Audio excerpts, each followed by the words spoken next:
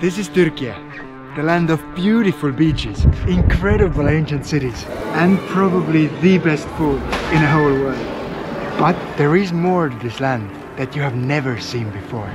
This is definitely the kind of Turkey I have not seen before. Okay, that's bad. That's very, very bad. Friends, being a travel YouTuber definitely comes with certain benefits. And in my opinion, the main one is that we can pretty much travel any country we want. Yet, although we have this option, then over the last few years, time and time again, we find ourselves coming back here to Turkey. But what is it about this country that makes it so special? Well, in this video, I want to share with you my first week being back, and through those events, help you decide if Turkey is also the right travel destination for you.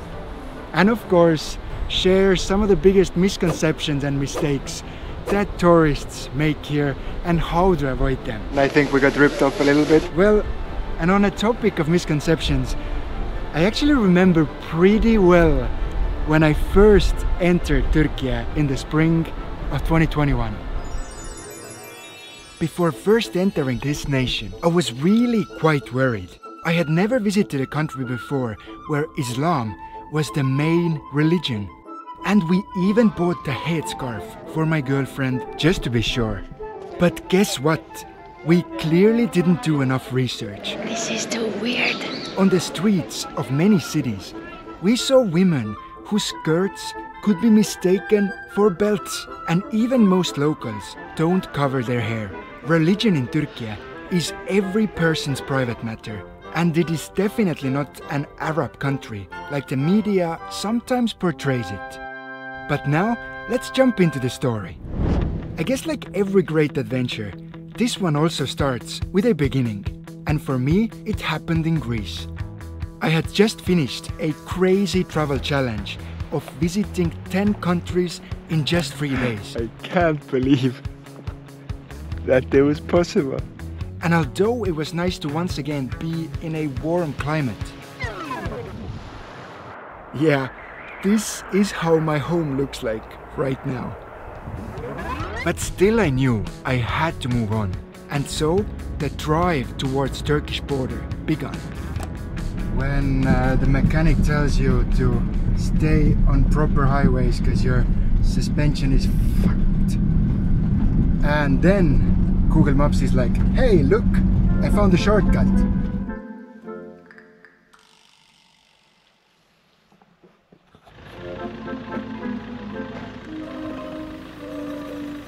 By the way, this here should have been a good lesson to avoid smaller roads. But what do you think? Did I actually learn?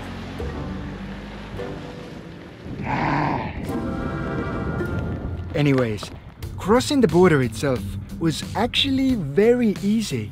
It barely took 30 minutes.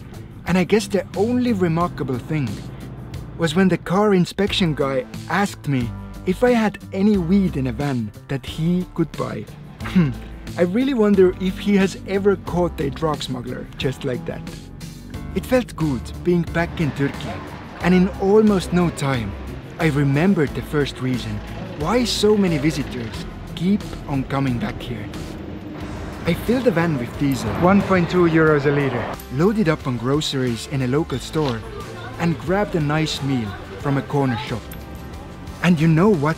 After all this, I didn't feel like I had been robbed. So juicy, so delicious. There is just a certain freedom to it, when you don't constantly have to focus on the price of things, as I do back home in Europe. Of course, I have to add that the prices here only seem cheap to tourists. For locals, the story is quite different. For 2 years, Turkish economy has seen extreme inflation rates that have lowered the value of lira against euro more than 3 times. So I am without a doubt privileged to be able to say that Turkey is cheap. And I really hope that one day locals could also say the same. So it's definitely affordable for tourists. But of course, the prices are far from the only reason how people choose their holiday destinations. And the second big reason came clear to me the following day. Yes, now. I spent the night somewhere on the seaside and made my way to Turkish biggest city next morning. Welcome to Istanbul. Don't remember the last time I was in a traffic jam. It's the 4th time I have been to Istanbul. I've spent weeks discovering its streets, waterways and culture. But even after all this, there's always something new. With the guidance of an old friend, this time I got to see Palat with its colorful houses and had tea with probably the best view the city has to offer at Pierlotti, in a part of town called the Golden Horn.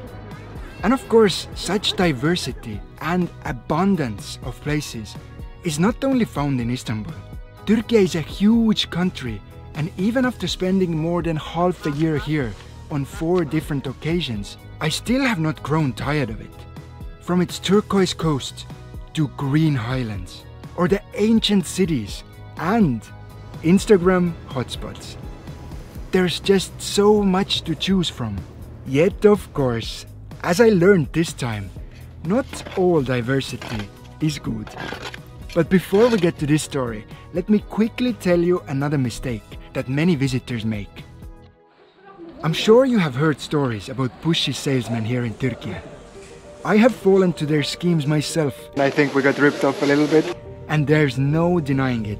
These stories are true. But there's actually a very simple way to avoid them. You see, they only operate in very touristic places, as no one would ever buy from them twice, and so they constantly need new people. The simplest way is just to avoid shopping and eating in the tourist hotspots. But even if you do end up in such sticky situations, then there's really no need to worry, because there's strategies and quite easy ways to get you out of those places.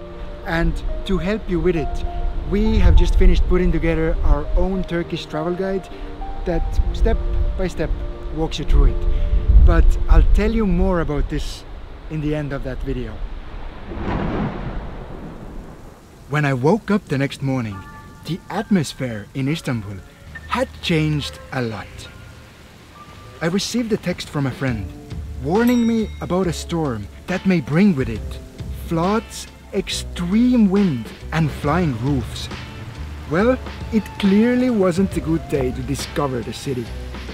Yet when this weather continued on the next day, I had had enough. It's been now raining non-stop 2 days here in Istanbul. It's pretty much a storm. I haven't gotten out of the van. Time to move on. Yeah, next big stop, Ankara. Once again, I chose to avoid the boring motorway and started driving towards the mountains. Yes, it was still raining, but also quite beautiful. Yet about 2 hours into the drive, things changed. It's kind of the moment when you've been driving south for 3,500 kilometers to get away from this weather. And now you're here and yeah, at least it's not raining anymore, right? Not gonna lie, seeing this side of Turkey was totally new and even a bit magical. Okay, to make it a little bit less sad, let's change up the music.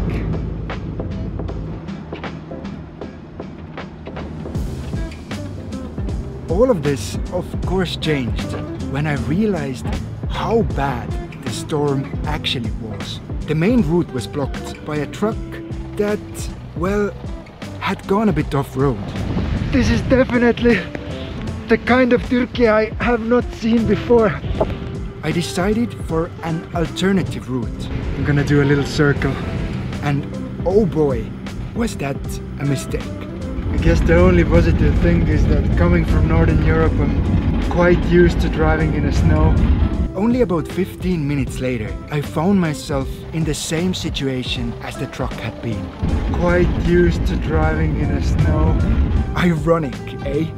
A day ago, I didn't even know that Turkey could have snow in November. But now, I was stuck in it. Okay, that's bad. That's very, very bad.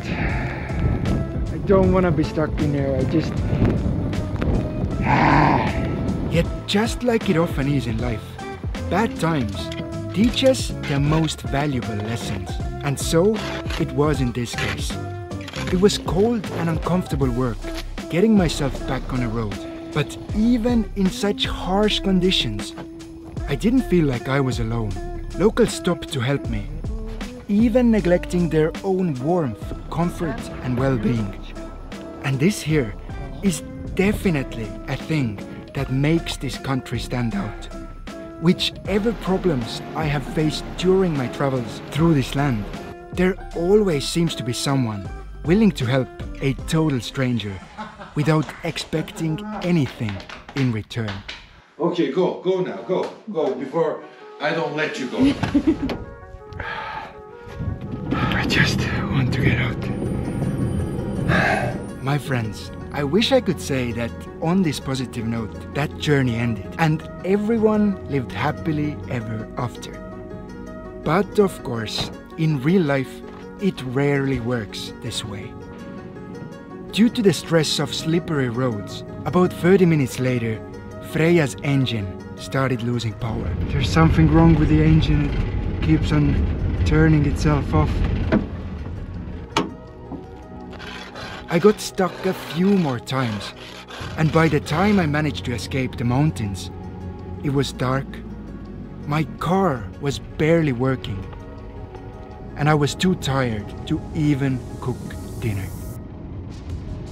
Luckily, even on Sunday night, I managed to find a place that was still open. The hot soup and warm welcome once again kindled some light inside of me, and a chicken wrap gave the much needed energy. Honestly, it is quite hard to go wrong with Turkish food. And as an insider tip, if you want a truly wonderful Turkish food experience, try to visit restaurants that only offer one or two types of food. Steak, fish, pizza, kebab, cocktail, soup, bidet. It's a perfect example of restaurants you should avoid. Yes, there are really restaurants here that only make one dish. For example, this Iskender shop in Bursa. And in my experience, they really offer the best results. Yet during this dinner, it wasn't the taste of food that caught my attention. A young lady just came by with 3 small treats, asking if there's any leftover food, and the gentleman just made them a big chicken sandwich, all for free. Seeing kindness like this is infectious. It takes so little to be kind, and also so little to turn somebody's bad day into a good one. Shout out to you, good people of Peipasari. And somehow, it gave me the strength to finish this day on a somewhat positive note. Well, that was a day. It was supposed to be easy 5 hours driving. It took me 9.5, and I'm totally toast. I just really hope that all my problems find a solution tomorrow. That was one heck of a cold night. I just want to get a move on. Next day started early, and I had but one goal: to get my barely working van to Ankara in the hopes of getting it fixed again. But what was about to happen there would shock even the most seasoned traveler. I gave the car a quick wash to make it more pleasant for the guys to work on, and headed for the workshop. Merhaba, hoş geldin. As I pulled in, I was treated like an old friend. Çok iyi, teşekkürler. Nasılsın? İyi biz de Allah aşkına. Truthfully, the whole atmosphere here is just so welcoming. Straight away the guys gave me tea, and the boss man is not here yet. Soon, the work started. New suspension, filters, and full service. Suddenly, the owner of the shop, Mustafa, returned. Merhaba. Nasılsın Mustafa? İyi, sen nasılsın? Ben iyi, ben çok kötü. Bozuk. I was also able to give him a small gift from my family. Banaanne. Whoa! Said Chokki Adam. Chokki Adam. Estonia Pal. Estonia Pala. Le chocolate. Oh, thank you. Which was sent to say thank you for the help he gave us the last time. While the work was being done on the van, I was asked for lunch. And later, Mustafa gave me a warm place to relax. I'm not gonna go into too much detail, but fixing all the problems was much more difficult than we expected. The engine is still dying like it did yesterday, so we're gonna have a longer look at it. Mustafa and Shafak actually stayed in a garage for almost an hour after the official closing time to get all the problems sorted. And all of this cost me a little less than 400 euros. Çok teşekkürler. It felt simply unbelievable. And before experiencing it myself in Turkey, I thought that having anxiety or fear of being ripped off is just a normal part of getting your car fixed. But in my mind, this whole day at the mechanic shop perfectly summarizes the experience of traveling in Turkey. Its hospitality, warmth, and kindness. Oh, good. And it sure felt amazing being treated that way, even if I'm here visiting just as a tourist. Friends, I hope that this video helped you understand a little bit better if Turkey is the right travel destination for you. And as I mentioned before, together with Liisu, we have finished putting together our own Turkish travel guide. And its name kinda shows why it is special. More than tourists in Turkey. Of course, it has all the famous places and even pre-planned travel routes that make planning your own journey much easier. But what makes it stand out is the insider knowledge. You will learn how to connect with locals effortlessly, where to find best food, and of course how to avoid the mistakes that most tourists make here. You know, like being forced to buy from a pushy salesman. And all of this with one goal: to make your holiday here as memorable and affordable as possible. So if you are coming here, check out the link in the description where you can purchase the guide. And oh, I kind of realized that I didn't focus too much on the mistakes in this video, so if you want to know what actually happens when you break the rules in Turkey, make sure to watch this video next. Thank you for watching and see you next time. Bye.